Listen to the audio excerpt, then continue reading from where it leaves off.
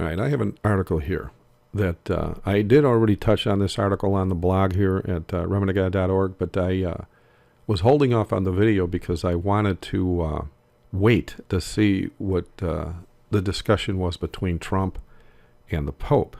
I figured that's going to have to be a whole different video all on its own because there is a strong possibility that they might be working towards pushing all the false prophecies that the Jesuits set up long ago, like, the secret rapture, the 7-year trib and stuff like that, so as to herald the arrival of Satan on earth acting like Jesus. But this video is about this article, which more or less is setting the stage for everything else that we've been discussing as Christians over the last few generations. The headline is more or less what this article is about. It's just Trump meeting with the 3 biggest religions on planet Earth. Well, they call them religions, but for those of you that frequent the website, there's a fairly new page on the site that you might want to take a look at because I'm going to be updating this on a regular basis now.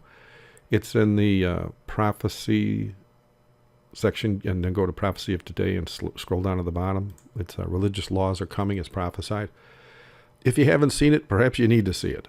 It goes into detail in regards to what the media and the politicians and just the movers and shakers of today's world are doing so as to assure religious laws are going to be part of society. And as I stated, for literally decades, before and after finding the truth about God's law, wherein I finally became an obedient Christian that truly understands what it means to say, Jesus is Lord of my life, I have noticed that the office of president has seen one wicked president after another my entire life. And if you look into a few of the presidents before you were born, you see how long this was happening. It's amazing how the timing of it all coincides with the start of the prophesied end times.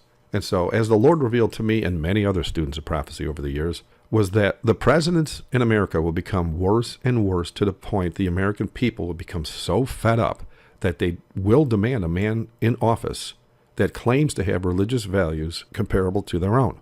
A man that does what the people want. And this is one of the reasons you saw some of the men that were running for office over the last couple of decades were making comments like abolishing the Federal Reserve. And in other words, they were just going out there seeing what the people wanted so they could play the game to give them what they wanted without actually giving it to them. And so because of the timing of it all, the values of the American people have become so corrupted by now that anyone that echoes their skewed vision of Christianity will be their chosen candidate. And it won't even matter what party he stands in, as the people themselves will leave their present parties just to end the insanity of big government corruption.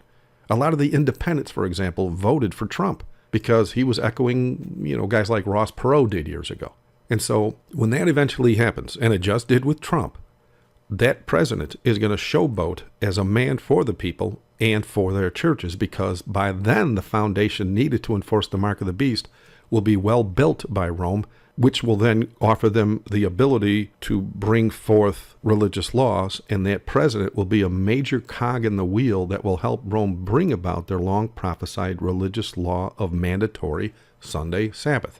Just 20 days ago, Trump was moved to go ahead on his campaign promise of helping the 501c3 preachers lobby for religious law. I've got a video about that on YouTube as well as on John 14:29. Now, we all know that Bush signed it into law back in March of 2006 that the pastors could lobby for religious law even back then. But as we saw, the pastors were still fearful to do, as is expected with those that have no faith in God and only faith in the money their church members keep giving them. They still feared the Roman Catholic IRS will harass them if they lobbied for laws from their pulpits. And yes, I said Roman Catholic IRS. If you go to RCC Exposed, or wait, I think it's in the corrupt government area here, or government gone bad. Oh, yeah, there it is. Government gone bad, and go down to here. And it's Roman Catholic IRS. I had that many, many years ago. I put that up there. It's pretty obvious. If you read this, you'll see, yeah, it is a Roman Catholic IRS.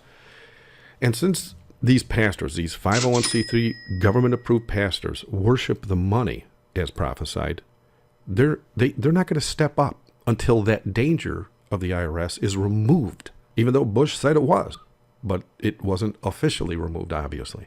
And so 20 days ago, well, maybe 21 by the time you see this video posted, but 20 days ago, Trump signed an executive order protecting those pastors from IRS harassment. And I did a short video on that one as well. And what this means is all the preachers, pastors, ministers, and priests in America can easily speak of the need for religious laws from their pulpits, just as prophecy predicted they would once they created the image of the beast in Rome. And now, immediately after these 501c3 government-approved pastors got the power to speak and cause the mark of the beast to be enforced, we see Trump meeting with the three largest and most corrupt religious governments on the planet. And yes, I call them governments because all three so-called religious churches he is meeting with are not only considered legit churches by the deceived souls that they lead, they are also globally known to be the governing bodies of those people at the same time. As students of the Bible and its prophetic voice, we knew all along how these things would speed up very near the end. And so they have in a big way with the long-expected people's president in the White House.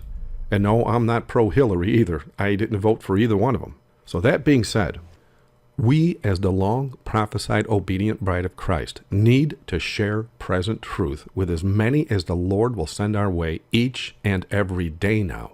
They've already set up their foundation. They already have every tool they need now to enforce the mark of the beast.